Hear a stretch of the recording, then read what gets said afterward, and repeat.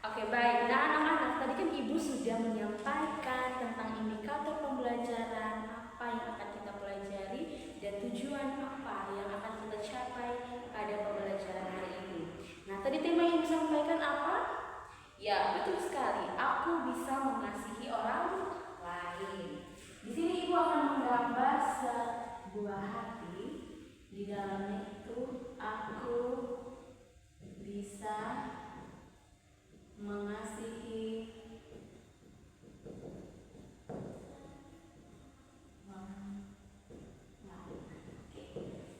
Coba sama-sama membaca ini. Aku bisa mengasihi orang lain. Nah, sekarang Ibu mau tanya pada anak-anak semua, apa yang dimaksud dengan mengasihi? Atau kata dasarnya itu kasih. Kata dasarnya itu adalah kasih. Ada yang tahu apa itu kasih? Oke, baik ya, karena ini materi baru jadi Ibu akan menjelaskan. Kasih itu adalah bagaimana kita memiliki hati untuk memperlakukan orang lain seperti Tuhan Yesus memperlakukan kita, seperti yang kita sudah membahas minggu lalu tentang 9 buah roh. Apa saja 9 buah roh? Kasih, sukacita, damai sejahtera, kesabaran, kemurahan, kebaikan, kesetiaan, kelemah lembutan, dan penguasaan diri. Betul sekali. Nah, apa itu kasih tadi? Nah, kasih itu adalah bagaimana kita memperlakukan orang lain seperti Tuhan Yesus memperlakukan kita. Nah, di sini aku bisa mengasihi orang lain. Kira-kira anak-anak di sini bisa mengasihi orang lain tidak? Ayo, Kak Sari. Kira-kira bisa mengasihi orang lain tidak? Sulit, Ibu. Sulit ya, apalagi kalau orang itu suka menjengkelkan ya, suka bikin kita marah, itu sangat-sangat menjengkelkan. Tetapi Tuhan Yesus mau bilang kepada ibu dan anak-anak semua bahwa kita tuh harus mengasihi walaupun musuh sekalipun. Nah, sekarang ibu mau membaca untuk anak-anak, untuk kita semua itu dari Matius pasal 22. Ayo semuanya membuka Alkitabnya. Matius pasal 22 ayat 30. Iya, betul. Matius pasal 22 ayat 34 sampai 40. Di situ hukum yang terutama. Ayo kita baca sama-sama. 1, 2, 3. Ketika orang-orang Farisi mendengar bahwa Yesus telah membuat orang-orang Saduki itu bungkam, berkumpullah mereka, dan seorang dari mereka, seorang ahli Taurat, bertanya untuk mencobai dia. Guru, hukum manakah yang terutama pada hukum Taurat? Jawab Yesus kepadanya, kasihilah Tuhan Allahmu dengan segenap hatimu dan dengan segenap jiwamu dan dengan segenap akal budimu. Itulah hukum yang utama dan yang pertama. Dan hukum yang kedua yang sama dengan itu ialah kasihilah sesama manusia seperti dirimu sendiri. Kedua hukum inilah yang tergantung pada seluruh hukum Taurat dan kasih para nabi. Nah, betul sekali anak-anak. Di sini Tuhan memberitahukan kepada kita untuk mengasihi Tuhan Allah kita dan mengasihi sesama kita manusia. Nah, dan di sini juga materi kita tuh ingin memberitahukan bahwa Tuhan Allah itu memberikan kepada kita hati untuk mengasihi orang lain. Jadi pasti adik-adik, anak-anak semua di sini pasti kalian merasakan Sari, Santi, Kori, Windy, pasti pernah rasanya itu tidak menyukai dengan seseorang, pasti merasakan jengkel, tetapi ada dalam hati itu kayak bahwa walaupun dia susah kita tuh harus membantu dia. Nah, itu hati yang diberikan oleh Tuhan Yesus kepada kita untuk mengasihi orang lain.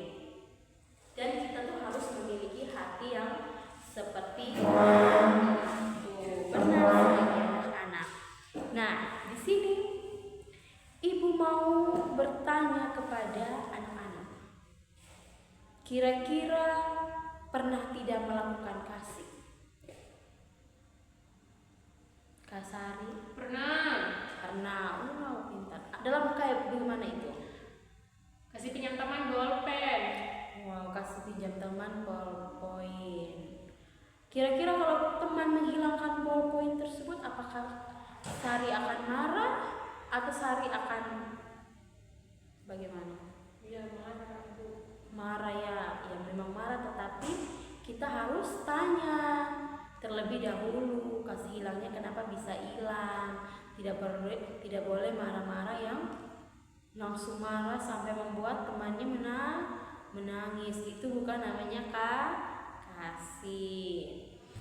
Nah, kita akan membuat satu project dan ini Ibu akan berkaitan dengan aplikasi kasih terhadap orang-orang terdekat kita, terhadap keluarga kita.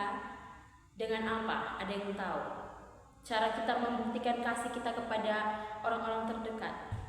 Bukan soal materi, bukan soal kita memberikan barang, bukan soal kita mengasihi mereka rumah atau apapun, tetapi kita apa? Apa yang kita lakukan dengan mengaplikasikan kasih itu? Apa yang anak-anak buat? Dengan apa? Berdoa. Betul sekali, dengan mendoakan mereka, mendoakan papa mama, kakak adik, om, tante, dan semua keluarga dan sahabat dan teman-teman orang sekitar. Itu salah satu bukti supaya kita mengasihi orang lain, kita mendoakan mereka, mendoakan yang terbaik untuk mereka. Nah, di sini Ibu mau memberitahukan kepada anak-anak cara untuk kita mendoakan mereka, atau supaya kita malam-malam tuh tidak lupa untuk mendoakan mereka. Ada namanya jari doa.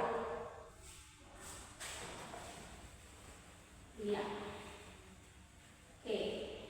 Ini namanya jari doa. Ibu akan menggambar tangan.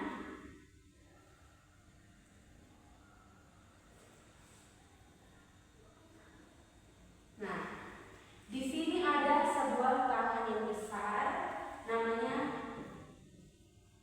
tangan doa. Nah, jadi kita punya jari tangan ini, kita bisa melakukan ini supaya kita mengingat untuk mendoakan keluarga kita, yaitu ibu jari digunakan untuk mendoakan apa? Ayo, mendoakan orang tua, orang-orang yang terdekat dengan kita, keluarga kita, keluarga. Jari telunjuk ini kita berdoa untuk siapa, ada yang tahu? Betul sekali, untuk ibu guru kita di sekolah yang sudah mengajar kita, mendidik kita.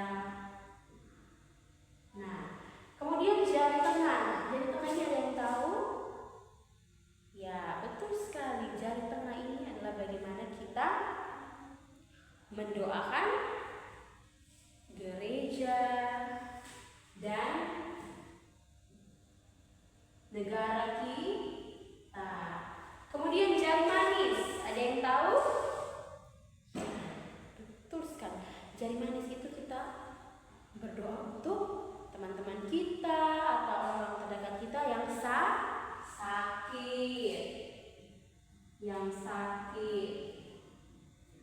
Dan jari yang terakhir, jari kelingking, kita mendoakan siapa? Mendoakan diri kita sendiri. Betul sekali, mendoakan diri kita sendiri.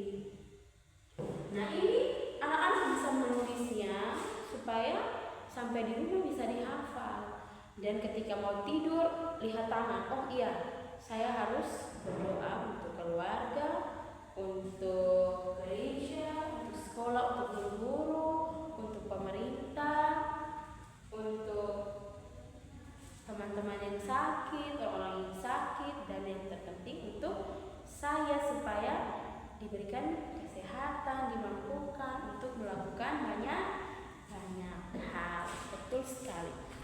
Nah, kemudian